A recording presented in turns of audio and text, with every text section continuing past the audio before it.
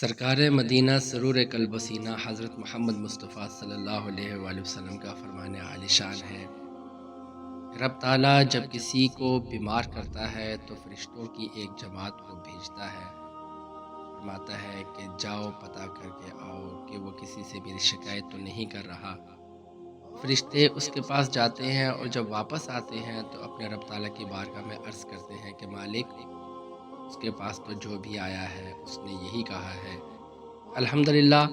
جس حال میں اللہ نے رکھا ہے میں راضی ہوں، اس نے تیری شکایت نہیں کی، اس نے تیری رضا پر اس بیماری کو تیری طرف سے آزمائش سمجھ کر قبول کر لیا ہے۔ اس پر سرکار دو عالم صلی اللہ علیہ وسلم فرمانے لگے، رب تعالیٰ فرماتا ہے کہ فرشتوں گواہ ہو جاؤ، اگر میں اسے اس بیماری سے شفا دوں گا،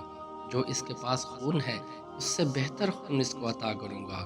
اور جو اس کے پاس گوشت ہے اس سے بہتر گوشت اسے عطا کروں گا، اور اگر میں اسے اس بیماری میں وفات دوں گا پھر میں اسے جنت عطا